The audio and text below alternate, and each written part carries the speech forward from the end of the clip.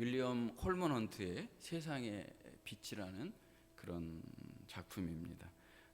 요한복음 8장 12절에 나는 세상의 빛이니 나를 따르는 자는 어둠에 다니지 아니하고 생명의 빛을 얻으리라. 예수님이 이제 등불을 드시고 또 머리에도 빛으로 오신 예수님을 잘 표현했고, 또 자세히 보게 되면 이따가 기회가 되면 또 말씀드리겠습니다만은 계속해서 이제 문을 두드리고 있는 예수님의 모습을 잘 묘사했는데 이 문이 쉽게 열릴 것 같지가 않아요. 담쟁이 넝쿨로 한 번도 열어보지 않은 그런 무는 것으로 보입니다. 그래서 등불을 들고 찾아오신 예수님, 빛으로 오신 예수님을 아주 잘 표현해주는 그림인데요. 사실은 요한복음 8장 그 12절에 있는 말씀뿐만 아니라 오늘 요한계시록 3장 20절에 나와 있는 그 말씀을 문 밖에 서서 두드리시는 예수님의 모습을 표현한 그런 그림이기도 합니다. 왜 예수님은 문 밖에 서서 기다리실까? 예수님은 왜 문 밖에 서서 기다리실까? 또 왜 문은 열리지 않고 계속 예수님은 문 밖에 서서 문 밖에 세워두는 걸까? 그런 생각을 하게 됩니다. 제가 4주 전에 그 새하늘과 새 땅의 상속자들이여라는 제목으로 요한계시록 말씀을 전했습니다. 요한계시록은 결코 우리가 두려움의 책으로 그냥 쉬쉬 덮어놓을 만한 그런 책이 아니라 요한계시록은 복음의 승리이고 예수님의 승리다, 예수님 이김의 승리다라고 하는 말씀을 통해서 증거하였습니다. 요한계시록에 또 하나 놓칠 수 없는 주제가 하나 나옵니다. 요한계시록에 또 하나 놓칠 수 없는 주제가 나오는데요. 그것은 예수님의 승리는 교회를 통해서 예수님이 승리를 주신다는 겁니다. 그래서 요한계시록 전체의 내용을 교회론으로 보는 거예요. 그래서 요한계시록의 전체 서론이 지금 읽은 부분인데 7교회 이야기거든요. 그래서 7교회 이야기가 계속해서 이 교회들의 모습을 통해서 교회의 사명은 무엇인지, 교회가 어떤 전투를 치러야 되는지를 보여주는 내용이 요한계시록이시고, 맨 마지막에 보면 새하늘과 새 땅도 예수님의 신부로서의 교회를 말하는 거거든요. 그러니까 여러분이 전혀 이제 요한계시록을 다르게 읽었다가 지금 예수님의 신부된 교회로서의 요한계시록을 읽게 되면 교회를 왜 교회인가? 예수님이 교회를 얼마나 사랑하시는가? 교회를 통해서 하나님이 어떻게 일하시는가를 볼 수 있는 아주 위대한 복음의 말씀인 것입니다. 7교회 중에 최악의 이 평가를 받은 교회가 있는데요. 그 교회가 오늘 본문에 등장하는 라오디게아 교회입니다. 7교회 중에서 칭찬은 없고 책망만 있는 교회로 여러분이 너무나 잘 알고 있을 거예요. 오늘 목사님이 책망을 하려고 그러시나? 이걸로 나를 혼내시려고 그러나? 그런 생각을 혹시 가지시는 분이 있을지 모르는데 이 내용을 들어보면 전혀 다른 내용이에요. 그리고 이 내용을 보면 내 입에서 토해버리겠다. 아주 그 입에 들어가는 순간 비유가 상하는 걸 우리가 토해내잖아요.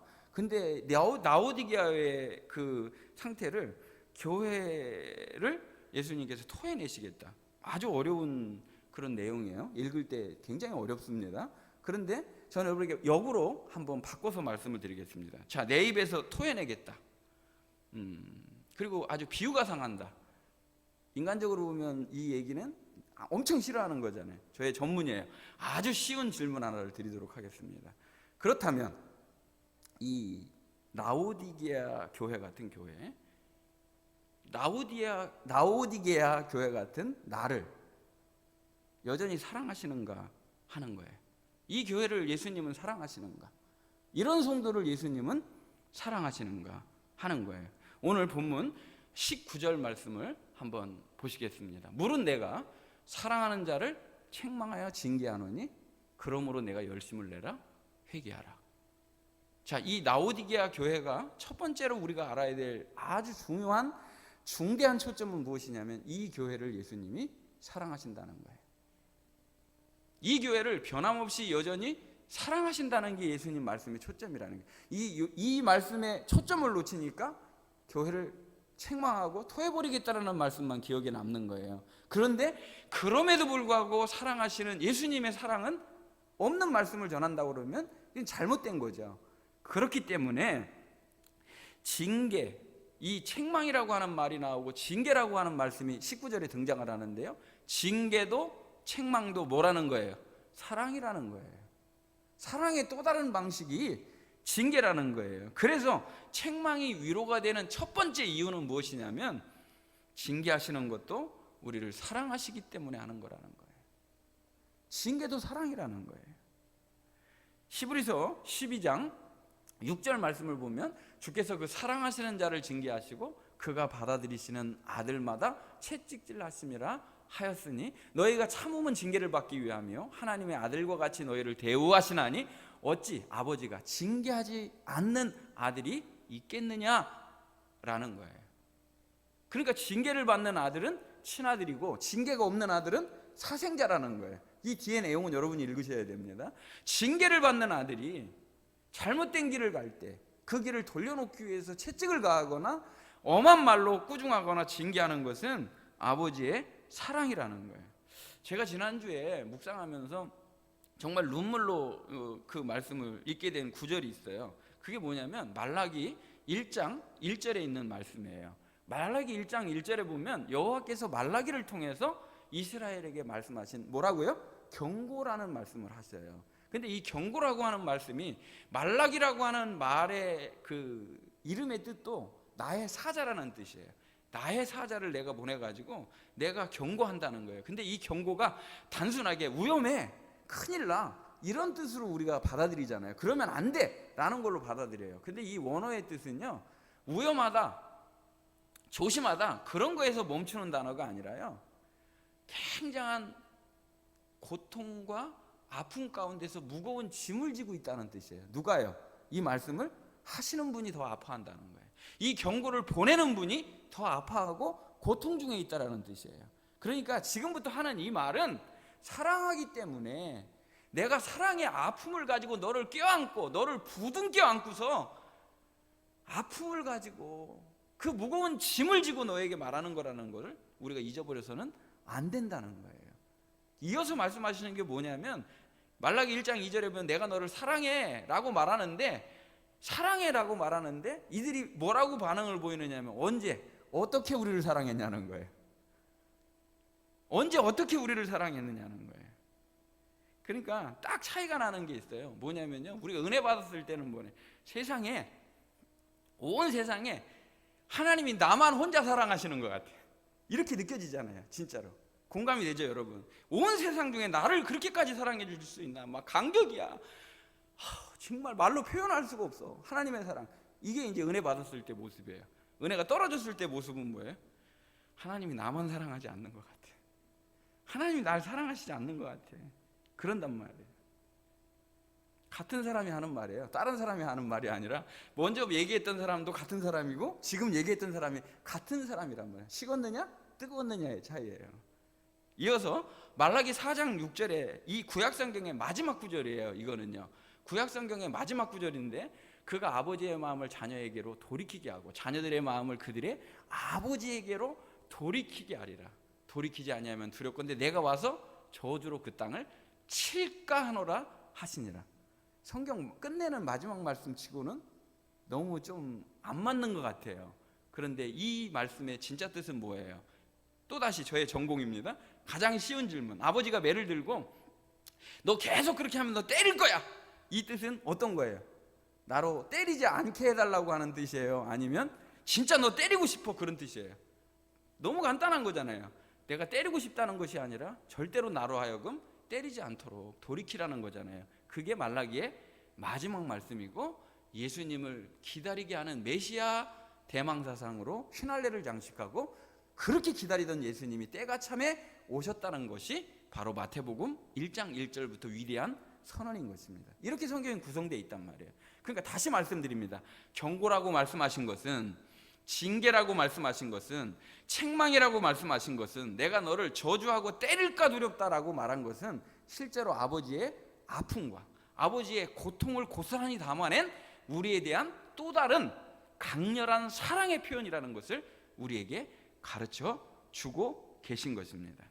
이걸 읽을 줄 알아야 돼요. 그래서 성경을 읽으실 때 여러분, 아버지의 마음을 읽을 줄 아는 은혜가 있으시기를 주님의 이름으로 축복합니다. 아버지의 마음을 읽으면 집 나간 아들보다 누가 더 아파요? 기다리는 아버지가 더 아프단 말이에요. 매를 든 아버지가 더 아프단 말이에요. 그것이 바로 아버지의 마음이기 때문에 우리는 아버지의 그 사랑에 감격해서 돌아오는 것이지, 내가 돌아올 가능성이 있어서 내가 스스로 깨달아서 돌아온 게 결코 아니라는 거예요. 아버지의 사랑 때문에 우리는 돌아온 거라는 거예요.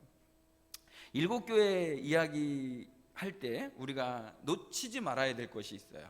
그 일곱 교회 이야기가 단순하게 교회 이야기가 아니라요, 모든 교회들의 모습을 보여주는 것이고 나의 신앙의 형태의 모습을 그대로 보여주는 거예요. 그러니까 교회는 나예요. 결국은 내 신앙의 모습이 이렇지 않나를 점검해야 된다는 거예요. 근데 예수님은 어디에서 뭘 하고 계시는가를 찾아야 돼요. 그리고 각 교회들마다 예수님 나는 이렇다, 또 공식적으로 나오는 게 어떤 거냐면, 요한계시록에는 나는 지금 뭘 하고 있다 보여주면서 나는 이런 길을 걸어갔다, 나는 누구다.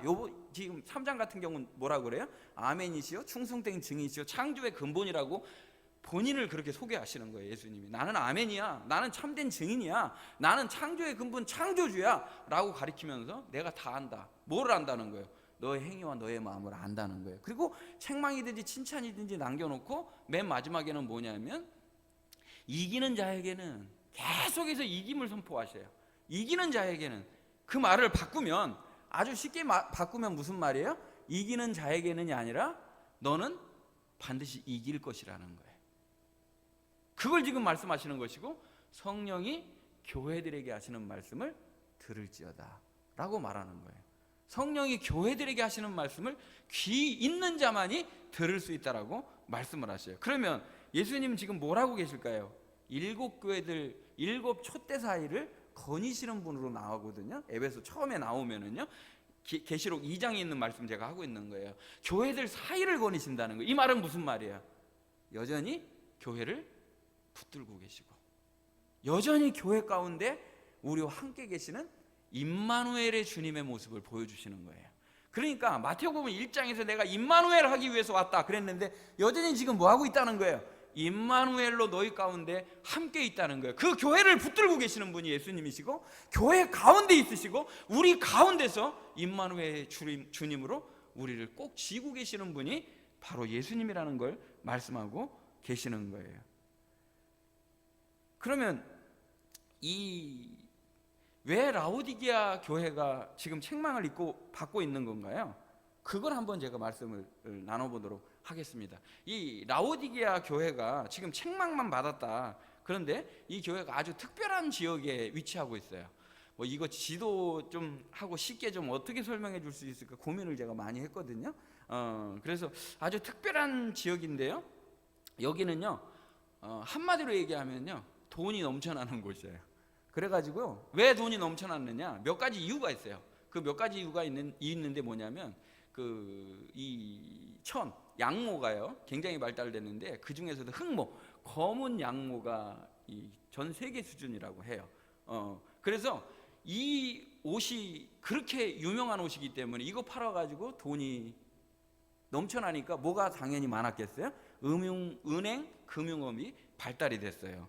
그래서 큰 지진이 났는데요, 큰 지진이 났는데도 불구하고 노마의 도움이 필요 없고 어디에 도움도 필요 없다, 우리가 스스로 재건하겠다고 재건한 동네가 바로 라오디게아라는 도시예요. 그만큼 돈이 많았다는 거예요. 또 하나는요, 이유가 있는데, 오늘 본문이, 그러니까 쉽게 여러분 생각을 해야 돼요. 지금 이 얘기를 우리는 뭐 차든지 뜨겁든지 뭐 안약을 사라라는 말이라든지 이런 말 잘 이해가 안 되잖아요. 근데 이 사람들은 이 내용이 익숙한 내용일까요? 익숙한 내용이 아닐까요? 매우 익숙한 내용이야. 예를 들면 우리나라 사람이 아침 이슬을 들으면 어떤 감정이 들어요? 어떤 감정이 들겠죠. 근데 이 아침 이슬을 중국 사람이나 아프리카 사람이 들으면 어때요? 거기에 나와 있는 배경 이해가 전혀 안 가겠죠. 그래서 아침 이슬을 듣는다 그러면 우리에게는 와닿는데 누군가에게는 안 와닿아요. 근데 이거를 지금 라오디게아에 있는 사람은 이 말과 이 책망을 들을 때 이 단어의 뜻이나 이 배경이 금방 이해가 될까요? 안 될까요? 금방 이해가 되는 내용이란 말이에요. 특별히 하나는 이 라오디게아는 검은 양모가 발달되고 또 은행업이 발달됐을 뿐만 아니라 그 안약이 굉장히 유명했다고 그래요. 그래서 이 안약을 붙이면은요, 눈이 밝아지는 거예요. 눈이 밝아지는 거예요. 눈병을 고치고 눈이 밝아지는 약 때문에요, 이 약이 큰 돈이 된 거예요. 또 귀병에 나는 그 고약도 아주 유명했다고 해요. 그래서 여기에 의과대학, 지금으로 얘기하면 의과대학과 명의들이 몰려 있었던 지역이라고 말합니다. 자, 지금까지는 라오디게아가 아주 좋은 장점들 가지고 있는 이 특징들을 말씀을 드렸습니다. 그런데 문제가 하나가 있었어요. 그게 뭐냐면 라오디게아는 물이 없었어요. 물이 귀했단 말이에요. 그러니까 어떻게 했느냐면 물을 멀리 도시에서 끌어다가 이 물을 식수로 사용하고 온천수로 사용했다는 거예요. 그래서 여러분, 제가 골로새서 강해할 때, 여러분 기억나시죠? 골로새서 강해할 때 어떻다고 그랬죠? 골로새는 바울이 직접 가보지 않았는데 골로새서에 대한 애정이 듬뿍 묻어나는 말씀이다. 그 예수님을 온전히 드러내는 말씀이 골로새서다 말씀을 드리면서, 에베소에서 3차 전도 여행 때 에베소에 온 에바브라라고 하는 사람이 큰 은혜를 받고 제자 훈련을 받고 어디 가서 골로새, 그 다음에 시에라볼리, 그 다음에 라오디게아에 가서 교회를 세웠다라고 하는 말씀을 드렸습니다. 처음 듣는 것처럼 이렇게 들어주시니까 얼마나 고마운지 몰라요, 제가. 자, 골로새서 4장 우리 찾아볼까요? 12절과 13절 한번 보세요. 여기 화면을 보시면 그리스도 예수의 종인 너희에게 온 에바브라가 나오죠? 에바브라가 너희에게 문안하느니라. 그가 항상 너희를 위하여 애써 기도하며 너희로 하나님의 모든 뜻 가운데 완전하고 확신 있게 서기를 구하노니 그가 너희와 라오디게아에 있는 자들과 시에라볼리에 있는 자들을 위하여 많이 수고하고 애쓰는 걸 내가 증언한다 라는 말씀이 나와 있어요. 그래서 삼각형 형태의 지역이다, 가깝다, 그렇게 멀리 떨어졌다, 멀리 떨어지지 않았다라는 말씀을 드렸습니다. 그 중에서 이 냉수를 끌어오기 위해서는 어디서 끌어왔느냐면 골로새에서 끌어왔다고 그래요. 골로새에서 냉수관을 통해서 끌어온 거예요. 그러니까 우리로 얘기하면, 아주 쉽게 얘기하면 가까운 한 10km 정도 떨어진 데서 관을 통해서 이 물을 공급받은 거예요. 또 시에라볼리라고 하는 거, 요즘에 이름은 바뀌긴 했지만 터키에 가면은 파무칼레, 시에라폴리스 온천, 석회 온천, 유황 온천이 나오는 데를 말하는 거예요. 그러니까 여기서도 관을 통해서 끌어온 거예요. 여기는 한 16km 정도 떨어졌습니다. 여기는 한 9km 정도 떨어온 거예요. 근데 냉수를 공급하는 관이 있는데 이거는 골로새 아주 시원하고 깨끗한 물이에요. 정결한 물이에요. 식수로 쓴 거예요. 그 다음에 치료용으로, 우리는 지금 어디예요? 아산 온천에서 끌어오는 거죠. 아산 온천에서 그 뜨거운 물을 가지고 약용, 치료용으로 쓰는 거예요. 그래서 이 라오디게아는 돈이 있으니까 양쪽에서 끌어다 이 물을 쓰고 먹었다는 거예요. 그래서 옛날에 목사님들이 설교할 때 어떻게 말씀을 전하셨냐면, 공부 많이 하신 분들이기 때문에 어떻게 했느냐면, 이 차가운 물이 오다가 관을 통해서 오니까 어때요? 10km 통해서 오니까 미지근해지죠. 또 저 뜨거운 물은 어떻게 돼요? 시에라볼리에서 오는 뜨거운 물은 어떻게 돼요? 뜨거운 온천수가 어떻게 돼요? 식잖아요. 그러니까 미지근하면 하나님께 쓰임 받을 수 없다, 열심을 내야 된다, 뜨겁게 신앙생활해야 된다, 이랬단 말이에요. 우리가 정말 그런 말씀 듣고 은혜를 많이 받고 열정을 회복한 말씀들이죠. 너무 귀한 말씀이죠. 근데 여기 보면은 또 다른 그 감춰져 있는 비밀이 있다라는 생각을 갖고 제가 묵상을 하게 되었습니다. 기도할 때 아주 중요한 것이 무엇이냐면, 문제는요, 차갑다는 것도 예수님이 부정하지 않았다는 거예요. 차든지 뜨겁든지라고 말씀을 하셨다는 거예요. 그럼 차는 차가우면 안 돼! 라고 말씀하셨었는데, 그렇게 하셔야 되는데 차갑든지 뜨겁든지 이렇게 말씀하셨다는 거예요. 그러니까 차가운 것도 그 자체는 예수님이 인정하셨다는 거예요. 뜨거운 것도 인정하셨다는 거예요. 근데 이제 꼭 기억해야 되는 것은 무엇이냐면, 하나님이 불이시잖아요. 하나님이 사랑의 열정이시잖아요. 그러니까 그분이 오면은요, 당연히 뜨거워져요. 당연히 불같은 열심을 내요. 간격 속에서 살아가요. 그건 너무나 당연한 거예요. 그걸 부인하는 건 아니에요. 근데 여기서 중요한 거는 뭐냐면, 은혜 받으면 뜨거워지고 막 충만하고 그런 건 사실인데, 예수님이 찬 것도 인정을 하셨다는 거에서 제가 뭔 다른 문제가 있지 않겠는가 하고 묵상을 하게 된 것입니다. 근데 여기서 아주 중요한 단서는 어떤 것이냐면, 차가운 물은 차가운 물로서 가치가 있으면 돼. 근데 뭐 차가운 물이 데워지면 냉장고에 넣으면 되잖아요. 뜨거운 물도 온천수가 식으면 데워서 쓰면 돼요. 근데 진짜 중요한 건 뭘까요? 내가 가지고 있는 본연의 본질적 성질을 잃게 될 때 그 물은 더 이상 가치 없는 토해내버리는 물이 된다는 거예요. 두 가지가 섞이면 안 된다는 거예요. 차가운 물과 뜨거운 물이 섞여서 이것도 아니고 저것도 아닌 상태가 되면 안 된다는 거예요. 가장 중요한 거는 뭐냐면, 주님이 우리에게 주신 아름다운 것을 놓쳐서 다른 것이 들어와서 섞이게 될 때는 이게 감당이 안 된다는 거예요. 여기서 강력하게 주님이 말씀하시려고 하는 것은, 제가 은혜 받을 때는 혼합해서는 안 된다는 거예요. 어떤 것이 섞여서는 절대로 그리스도인의 능력이 나타날 수 없다는 말씀이라는 거예요. 우리가 신앙생활하면서 아주 위험한 외침을 듣게 됩니다. 그 위험한 외침이 어떤 거냐면은, 하나는 내 안의 외침이에요. 내 안의 외침은 뭐냐면, 나부터 살고 보자. 어? 나부터 살고 보자. 내가 살아야 누구를 살리든지 뭐를 하든지 알 거 아니야. 뭐 다니엘의 세 친구 지난주에도 말씀드렸는데, 나부터 살고 보자 그러면 풀무불로 들어갈 수 없겠죠.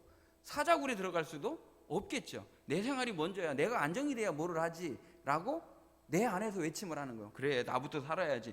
열심 내는 것도 좋은데 지금은 아니야. 어떻게 내가 열심을 낼 수가 있겠어. 이런 상황 가운데서 이렇게 말해요. 그러면 이게 은혜 받기 어려운 상태를 사실 표현하는 거예요. 우리 마음 가운데 이미 나에게는 타협이 들어온 거예요.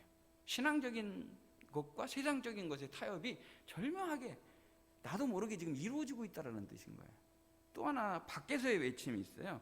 그건 뭐냐면요, 적당히 믿어. 믿는 건 좋아. 교회 가는 것도 좋아. 근데 적당히 하라는 거예요. 너무 빠지지는 마. 이 두 가지 음성이 절묘하게 우리의 신앙을 위협할 때가 많아요. 생각보다 나부터 살아야 돼. 또 하나는 적당히 믿어. 너무 빠지면 안 돼 라고 하는 말이 들릴 때 이미 미지근한 상태에 이르렀다라는 것을 나 자신은 모르는데 이미 미지근한 상태에 이르렀다는 것을 의미하고 있는 거예요. 미지근하다는 말은 물의 온도를 말하는 것이 아니라 물의 성질과 상태를 의미하는 말씀이라는 거예요. 냉수와 온수가 섞여서 식용도 아니고 식수도 아니고 온수도 아닌 치료용도 아닌 물로 전락해 버렸다는 거예요. 그래가지고 한쪽은 세상 쪽에 발을 디디고 한쪽은 천국도 포기할 수 없어요. 천국의 맛을 내가 이미 받고 그것을 소망하는 마음은 있어요. 그러나 세상적으로도 나는 잃을 게 있다면 이것도 같이 가야 된다라는 생각을 하고 있는 사람들이 생각보다 많다는 거예요. 이 양다리 신앙에 대하여 주님은 철저하게 차든지 뜨겁든지 둘 중에 하나를 결정해야 된다는 거예요. 우리 자신의 상태가 어떤 상태가 돼야 되는지를 우리에게 가르쳐주고 계신 것입니다. 여호수아 24장 14절 말씀을 먼저 한번 보겠습니다. 그러므로 이제는 여호와를 경외하며 온전함과 진실함으로 그를 섬기라. 너희의 조상들이 강 저쪽과 애굽에서 섬기던 신들을 치워버리고 여호와만 섬기라. 여호와만 섬기라는 거예요. 둘 중에 하나가 이것도 섬기고 저것도 섬기고 물질과 하나님, 세상과 하나님이 아니라 여호와만 섬기라는 거예요.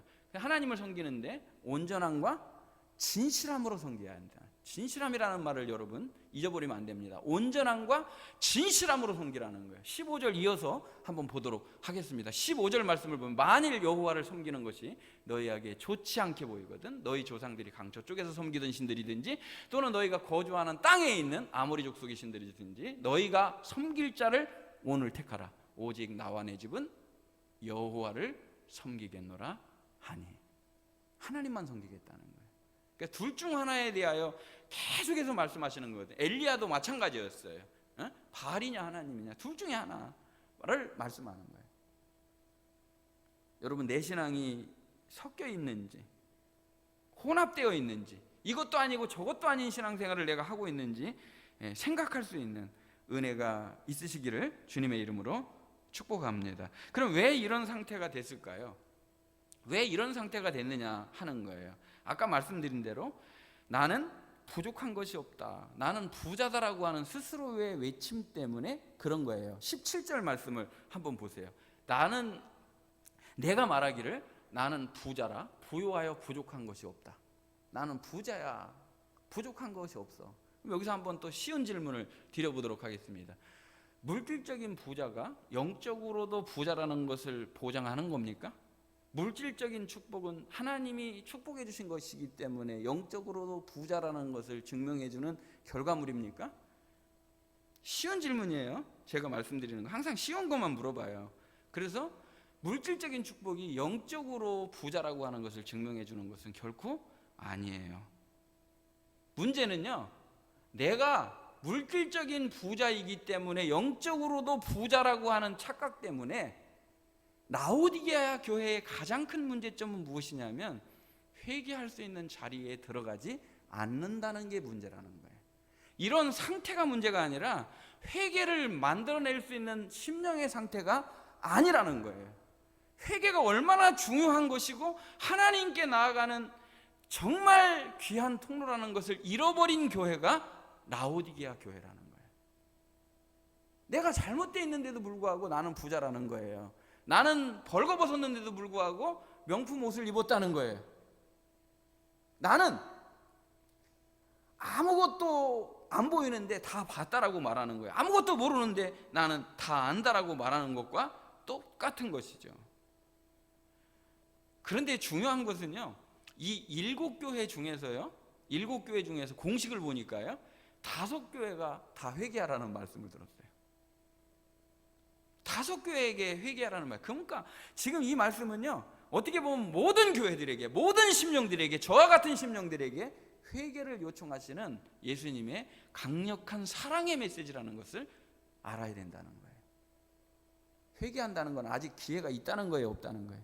기회가 있다는 걸 의미하는 거예요. 아직 나의 사랑은 너를 포기하지 않았다는 것을 말씀하시고 있는 거예요. 그렇기 때문에 이 사랑에 우리가 감격하는 거잖아요. 기회가 있다는 거예요. 근데 회개하지 않으면 기회가 없는 거예요. 사울은 똑같이 다윗과 같이, 뭐 죄로 따지면은 비교할 수는 없는 거지만 사울이나 다윗이나 거기서 거기에요. 그런데 다윗은 회개를 만들어내는 믿음이 있었고 하나님만이 나의 전부이신 것을 고백하고 다시 회복하는 사람이 다윗이라면 사울은 끝까지 어떻게 돼요? 난 부자라는 거예요. 그러니까 죽을 때도 끝까지 자기 자존심을 지켜가면서 죽어가잖아요. 끝까지 회개하지 않는 거예요. 이게 라오디게아 교회의 사울형 인간이라는 거예요. 오늘 우리 안에서 이 주님의 음성을 듣고 지금 회개가 나에게 필요하다. 지금 교회는 회개 없는 복음을 말해요. 회개 없는 복음은 없는 거예요. 도저히 이루어질 수 없는 것을 말하는 거예요. 목적지가 달라요. 나중에 도착해 보면 다른 곳에 도착한단 말이에요. 이 처방전을 한번 보시겠습니다. 18절 말씀을 한번 다 같이 보도록 하겠습니다. 내가 너를 권하노니 내게서 불로 연단한 금을 사서 부여하고 흰옷을 사서 입어 벌거벗은 수치를 보이지 않게 하고 안약을 사서 눈에 발라 보게 하라. 아까 말씀드린 대로 지금 말씀드린 내용들은요, 전부 다 이 배경을 이해하지만 이해할 수 있는 거예요. 금보다 귀한 게 어떤 거라는 거예요? 순수한 믿음이라는 거예요. 명품 옷보다 중요한 건 어떤 거라는 거예요? 예수 그리스도가 입혀주시는 흰옷이라는 거예요. 눈먼 자에게 필요한 건 뭐예요? 안약이죠. 영적인 분별력을 가진 성도가 돼야 된다는 거예요. 영적인 것을 분별하지 못하면 소경과도 같다는 거예요. 자, 책망받은 이 라오디게아 교회에 책망이 위로가 되는 두 번째 이유가 있어요. 그것은 우리가 가야 할 목적지를 보여주셨기 때문에 책망이 위로가 되는 것입니다. 그 목적지가 어디냐? 이 말씀 보면 다 책망했다 하시잖아요. 21절을 한번 보세요. 자, 지금까지 다 책망이라고 그렇게 우리가 들었는데요, 21절에 보면 이기는 그에게는 내가 내 보좌에 함께 앉게 하여 주기를 내가 이기고 아버지 보좌에 함께 앉은 것과 같이 하리라 말씀하셨습니다. 이게 책망이에요, 위로예요? 책망이에요, 위로예요? 위로의 말씀이죠. 이기는 자에게는 내가 보좌에 함께 앉은 것처럼 너희들도 이 보좌에 앉게 하여 주겠다는 거예요. 이 말을 바꾸면 무슨 말이에요? 내가 너를 절대로 포기하지 않기 때문에, 내가 너를 절대로 포기하지 않기 때문에 이 보좌에 너를 앉게 하도록 이끌어 주시겠다는 거예요. 함께 이 길을 걸어가 주시겠다는 거예요. 나에게 소망을 둔다고 그러면 절대로 이 길을 갈 수가 없어요. 근데 예수님이 이 길을 걸어가도록 함께 걸어가 주시겠다는 거예요. 그래서 한번 4장 4절을 이어서 보세요. 4장 4절에 보면 또 보좌에 둘려 24 보좌들이 있고 그 보좌들 위에 24 장로가 앉았는데 흰옷을 입고 머리에 금관을 쓰고 앉았다, 이렇게 말합니다. 그러면 24 장로가 누구냐, 이것만 알으면 여러분 금방 이제 이해가 여러분 되실 거예요. 성경에 이제 수를 푸는 내용들이 많이 있어요. 뭐 예를 들면 7은 완전수, 뭐 10은 하나님의 수, 충만, 10이 전체를 가리키는 수, 이렇게 쭉 나와요. 6은 부족하다는 거예요. 부족하다는 거예요. 그러니까 마귀의 숫자가 뭐예요? 666. 아무리 해도 절대 부족한 거예요. 완전히 부족한 거예요. 하나님의 숫자는 어떤 거예요? 완전이죠. 충만이죠. 전체를 가리키는 거예요. 근데 24 장로가 예수님의 보좌 옆에 앉았다는 거예요. 이들이 너무나 나는 앉을 자격이 없는데 예수님이 나를 여기 앉혀주셨기 때문에 감격해서 금면류관을 드려서 예수님에게 경배와 찬양과 영광을 올려드리는 내용이 4장이에요. 그래서 보좌라는 내용이 17번이나 나와요. 17번 요한계시록에. 그러니까 너희가 바라봐야 되고 너희가 가야 될 곳이 어디라는 거예요. 너희가 앉을 자리가 어디라는 거예요. 저 하늘 보좌에 예수님 앉으신 옆자리라는 거예요. 그렇게 영광스러운 존재라는 걸 우리에게 말씀해 주고 있는 거예요. 토해낸다고 하는 것은 그림 언어일 뿐이지 내가 너를 반드시 저 하늘 보좌 우편에 거기에 앉도록 너를 사랑으로 인도해 주시겠다는 약속의 말씀, 위로의 말씀이라는 거예요. 그렇기 때문에 우리가 회개할 이유가 있는 거예요. 회개를 만들어낼 수 있는 감격이 생겨나는 거란 말이에요. 24장로 다시 풀어드리겠습니다. 24장로는 구약의 12지파, 그렇죠? 그 다음에 신약의 12사도를 합한 거예요. 그러니까 전체를 더한 거니까 어떤 거예요? 예수 믿는 모든 사람들이 여기 해당된다는 뜻이에요. 그러니까 잘못 알고 14만 4천에 13만 9,999니까 한 명만 들어갈 수 있으니까 열심을 내고 집을 팔아라, 그런 게 아니라 어떤 거라는 거예요? 예수 믿는 모든 사람들의 총수를 말하는 것이라는 거예요. 우리가 앉을 자리를 보여주므로, 너희가 가야 될 목적지를 보여주므로, 이건 책망이 아니라 위로라는 거예요. 다시 힘을 낼 수 있다는 거예요. 다시 일어나야 된다는 거예요. 다시 기도해야 된다는 거예요. 다시 열심을 내야 된다는 거예요. 뭐 때문에? 저 하늘의 보좌를 바라보면서 주님이 너를 얼마나 사랑하시는지, 주님이 너를 어떻게 인도하실지를 알면 우리 안에서 새로운 감격이 일어나게 된다는 거예요. 그렇기 때문에 이 승리는 예수님이 우리에게 주시는 승리예요. 우리가 승리를 만들어내는 것이 아니라 예수님의 승리. 요한계시록 17장 14절 계속해서 제가 이 말씀을 드리고 있는 거예요. 다 같이 읽어보겠습니다. 그들이 어린 양과 더불어 싸우려니와 어린 양은 만주해 주시오 만왕의 왕이심으로 그들을 이기실 터이요 또 그와 함께 있는 자들을 곧 부르심을 받고 택하심을 받은 진실한 자들도 이기리로다. 예수님의 승리이고 예수님을 따르는 진실하게 믿고 있는 성도들의 승리, 앉아야 될 보좌가 바로 예수님의 하늘 보좌라는 것을 우리에게 보여주시니까 이것은 책망이 아니라 위로가 되는 말씀이라는 거예요. 마지막 그 20절 말씀 우리 다 같이 한번 보도록 하겠습니다. 볼지어다 내가 문 밖에 서서 두드리노니 누구든지 내 음성을 듣고 문을 열면 내가 그에게로 들어가 그와 더불어 먹고 그는 나와 더불어 먹으리라. 이 말씀 너무 잘하는 말씀이에요. 다 암송하는 말씀이잖아요. 그래서 옛날에 사형리 전도할 때 어떻게 해요? 예수님이 문을 두드리니까 문을 열어라. 예수님을 영접해야 된다. 너무 이 말씀이 귀하게 사용됐다고 생각을 합니다. 그런데 이 말씀이 요한계시록 3장 20절에 있는 말씀, 지금 읽은 이 말씀이요, 예수님을 영접할 때 쓰는 말씀으로 지금까지 쓰여졌지만 실제로는 어떤 거라는 거예요? 예수님을 영접하고 살아가는 사람이 내 마음의 방에서 예수님을 문 밖으로 쫓아내놓고 그 예수님이 아무리 문을 두드려도 열지 않는, 회개하지 않는 심령을 말하기 위해서 말씀하신 말씀이라는 거예요. 이것이 진짜로 의미하는 의미라는 거예요. 예수님을 처음 영접한 사람이 아니라 예수님을 믿고 그 예수님을 따라간다고 하면서도 예수님을 문 밖에 세워두는 성도의 모습을, 그림 다시 한번 보겠습니다. 이거거든요. 지금 그 말씀의 뜻이 이 요한계시록 3장 20절에 있는 말씀을 그려낸 거예요. 예수님이 문 밖에서, 여기서 이제 하나 중요하게 제가 말씀을 드리면은요, 이 이제 그림을 해설할 때 이렇게 해설을 하더라고요. 저기 문고리가 없어가지고요. 들어보셨죠? 저보다 다 잘하셔 우리 성도들이. 그 문고리가 없어서 예수님은 문을 못 여신대. 그리고 안에 있는 성도가 열어줘야지만 예수님이 들어가신다라는 거예요. 이게 굉장히 위험한 얘기예요. 이 구원의 주도권은 시작부터 끝까지 하나님에게 있는 것이지 우리에게 주도권이 없어요. 그분은 만왕의 왕이시고 만주의 왕이시지만 우리를 굴복시키거나 감학시키거나 억지로 믿으라고 해서 믿게 하시는 분이 절대 아니에요. 인격적인 초대에 인격적인 초대, 인격적인 만남, 인격적인 교제, 인격적인 식탁을 원하시는 거지 얼마든지 우리를 믿게 하고 굴복시킬 수 있어요. 그러나 그것은 의미가 없는 거예요. 우리의 구원의 주도권은 하나님에게 있는 것이고요. 단지 예수님이 얼마나 나를 사랑하시는지 알아서 그거에 대해서 우리가 반응을 보이고 마음의 문을 빗장을 여는 거예요. 그게 뭐라는 거예요? 그게 믿음이라는 거예요. 그렇기 때문에 모든 것이 은혜이고 믿음 자체도 하나님의 선물이고 은혜라는 말씀인 것입니다. 그러면 우리가 먹어야 될 것, 우리가 마셔야 될 것, 우리가 걸어가야 될 길에 대해 말씀드리고 말씀을 마치도록 하겠습니다. 우리가 먹어야 될 참된 양식은 예수 그리스도이십니다.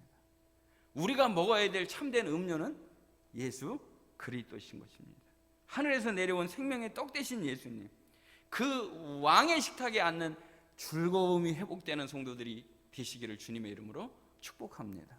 이 세상에서 먹을 수 없는 이 세상의 양식이 아닌 왕의 식탁의 풍성함을 누리는 우리 성도들이 되시기를 주님의 이름으로 축복합니다. 그 여기서 말하는 회개는 어떤 거가 돼야 될까요? 주님과의 교제의 회복이 이루어져야 된다는 거예요. 주님과의 교제가, 그분을 만나고 그분과 함께하고 그분과 동행하는, 그와 더불어 먹고 내가 그분과 함께 동행하는 삶, 이것을 주님이 원하신다는 거예요. 우리가 입어야 할 옷은 어떤 것일까요? 예수 그리스도로 옷 입는 거예요. 이 세상의 옷이 아닌 흰옷을 입은, 예수 그리스도로 옷 입는, 예수님의 피로 빤 흰옷을 입은 성도들이 되시기를 주님의 이름으로 축복합니다. 우리가 봐야 될 것은 어떤 걸까요? 우리를 이끄시는 목적지, 하늘 보좌에 계신 예수님이신 것입니다.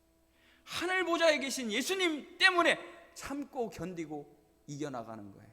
요한계시록의 모든 믿음은 인내와 짝을 이루는 말씀이에요. 인내하는 믿음을 말하는 거예요. 참고 견디고 이겨낸 믿음이 바로 진짜 믿음이라는 거예요. 우리가 걸어가야 될 길은 주님이 걸어가신 길입니다. 본문 14절 말씀을 보시면요, 라오디게아 교회 사자에게 편지하라. 예수님이 누구시라고요? 아멘이셔요. 예수님 자체가, 이거 이사야 65장 말씀이거든요. 시간 때문에 찾지는 않겠습니다. 이사야 65장에 있는 말씀 어떤 거냐면 예수님 자체가 진리이신 아멘의 하나님이셔요. 그분이 걸어간 길이 아멘이에요. 예, 아멘, 그렇습니다. 진리입니다. 그리고 그분은 충성된 증인의 삶을 사셨어요. 우리도 아멘의 길을 따라서, 예수님을 따라서 참된 충성된 증인의 길을 걸어가는 주의 성도들이 되시기를 주님의 이름으로 축복합니다. 오늘 나의 믿음 상태가 어떤가를 믿음의 거울을 통해, 말씀의 거울을 통해서 보고 내가 섞인 신앙이 아닌지, 그리고 내가 주님과의 교제가 멀어져서 주님을 문 밖에 세워놓고 있는 성도는 아닌지 생각하고 하늘의 보좌를 바라보고 그 주님이 우리를 얼마나 사랑하시는지 끝까지 포기하지 아니하시고 나를 향한 사랑을 놓지 않는다는 사실을 알고 참된 회개를 만들어내는 복된 성도들이 되어서 주님 앞에 서는 그날에 금멸유관을 벗어서 주님 앞에 엎드려 경배하는 은혜의 성도들이 다 되시기를 주님의 이름으로 축복합니다. 하나님 감사합니다. 오늘 라오디게아의 교회의 모습을 보여주며 오늘 현대의 교회들이 저 히브리서에 나와 있는 교회들처럼, 여기 요한계시록에 나와 있는 라오디게아의 교회들처럼 회개를 너무나 만들어내기 어려운 교회라고 하는 것을 영적인 자만과 안일함에 빠져서 주님과의 교제를 잃어버린다면 어찌 소망이 있겠습니까? 주님이 우리를 붙들고 변함없이 사랑하시기 때문에 하늘 보좌를 보여주시고 이 보좌에 내가 너를 이끌겠다는 약속을 우리가 들으므로 다시 일어나 회개의 자리로 들어가 주님과의 교제를 회복하고 모든 섞여있는 불순물들을 제거한 연단된 금 같은 믿음으로 설 수 있는 은혜가 있게 하여 주시옵소서. 오늘 참으로 주님이 원하시는 것이 무엇인지를 발견하고 믿음을 회복하고 다시 주님과의 뜨거운 교제 속에서 눈물과 간격으로 믿음의 길을 걸어가는 이기는 성도들이 다 되게 하여 주시옵소서. 예수님의 이름으로 기도하옵나이다. 아멘.